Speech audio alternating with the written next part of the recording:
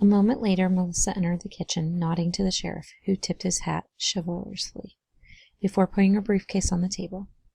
Even though it was 5 in the morning, Melissa had still put on a severely professional skirt suit and done her makeup, her own personal brand of body armor. "Are you willing to listen to reason?" she asked Jazz. Too tired for the usual sparring and intimidation games, Jazz merely shrugged. Melissa's lips pressed into a shiny red line. She wanted him to react. She needed him to react. He refused to give her the satisfaction, until she said, "Jasper, I'm finishing up my report and filing it first thing on Monday. I wanted to give you a heads up, especially considering what just happened here. This environment? I'm suggesting you be removed to foster care and your grandmother placed in an assisted living facility.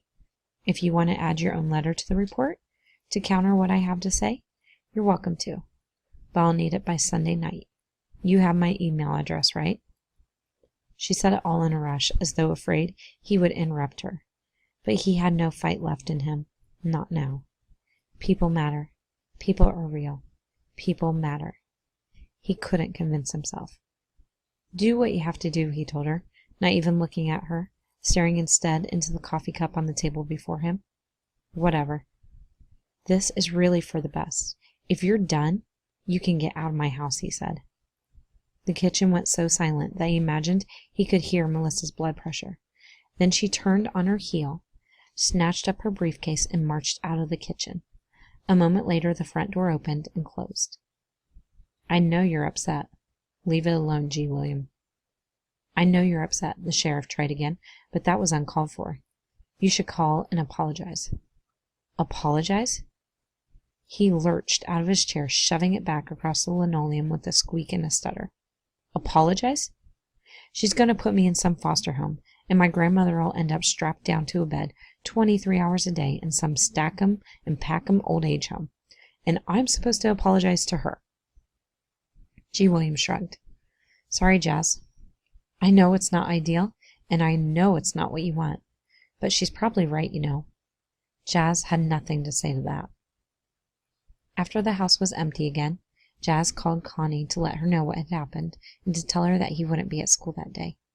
They agreed to meet in the afternoon to visit Howie in the hospital.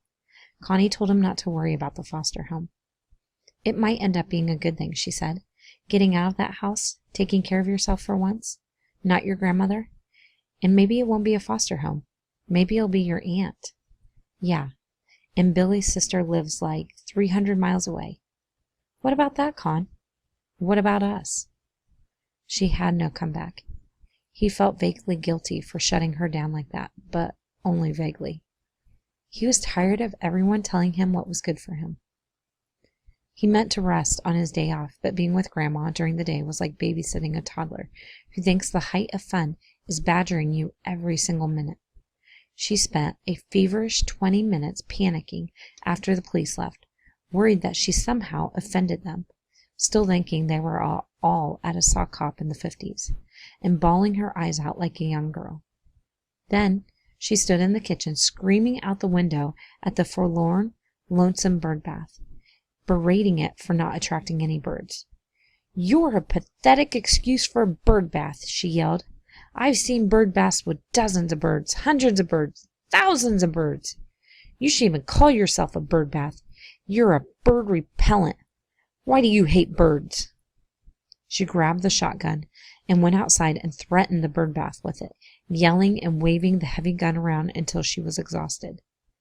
Then she came back inside and stumbled into the parlor. "Good boy, Billy," she said, patting Jazz's cheek with one weathered palm. "Good boy." And she planted a dry, lingering kiss on his forehead. "Good boy to take care of your mama." Jazz shivered. Upstairs, he tried to nap while Grandma watched a game show. He drifted off for a few minutes haunted by the knife, the voices, the flesh. "Just like cutting chicken," Billy whispered from the past, or from his imagination. "Just like cutting." And Jazz woke up. Wakey, wakey. Thinking of Rusty, both nightmares converging now. Oh, joy. Oh, lovely. Oh, how wonderful. He stared at the blank spots on the wall where Billy's first victims had been.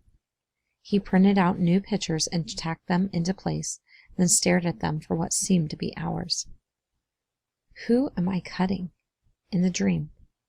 Or who did I cut? Was it Mom? Did Billy make me? No, he wouldn't go there again. Eventually, still asleep, he meandered downstairs. Grandma had vacated her place in front of the TV. Panicking, he checked the window and saw the cop still sitting there. Okay, so she was still inside then. He found her in what had once been the formal dining room. No one had eaten in there for years, and the china closet had been nearly empty for just as long. Grandma sat on the old dining table, cross-legged, her nightgown tucked up around her spindly thighs, her hands clasped in her lap. She glared at him with eyes at once cold and burning. "Mom?" he said with relief. "What are you doing in—" "Why are you calling me Mom?" she demanded, her voice low and gravelly. "Running around this house like a damn baby? Crying for your mommy? You pathetic child." "Oh." "Mommy," she whined, a cruel grin on her lips. "Mommy, where are you? Mommy, Mommy." "Okay, Gram." "Mommy, Mommy." "Ha! Remember you as a boy, little Jasper, following your mama around like a puppy, glued to her skirts." Jas swallowed. "But your mama ain't around no more, boy. Your mommy's gone. You hear? Gone." She cackled, and her cruel grin grew wider. "Gone, gone, gone! Praise God, gone!" Jas's jaw tightened. "Your mother was a terrible person. It's her fault what happened to your daddy. He was just as fine as can be till she came along, and she, you know—" Here she leaned back a bit, and the nightgown rose even farther. Jas's stomach turned, and she swallowed him with evil, and made a soul black and ruined him. It wasn't true. It wasn't even remotely true, and Jas couldn't stand for it. "Watch what you say about my mother, Grandma," he warned her. She licked her lips. "Mama's boy. Like I said, she was evil. She made your daddy evil, and you was born out of her evil. What do you think that makes you?" Jas's temper flared, and he lurched toward her, his fists clenched. "You go ahead, Jasper," she whispered, a cunning light in her eyes. "You hit me. You go on and do it. Think it's the first time I've been beat up? Do ya?" He growled and spun around and smacked the flat of his hand against the china closet instead. One of the remaining dishes toppled and cracked. Grandma laughed. "Mama's boy," she chortled.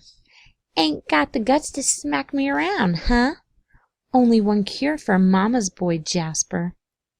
He spun around and stalked out of the dining room, but her voice followed him down the hall.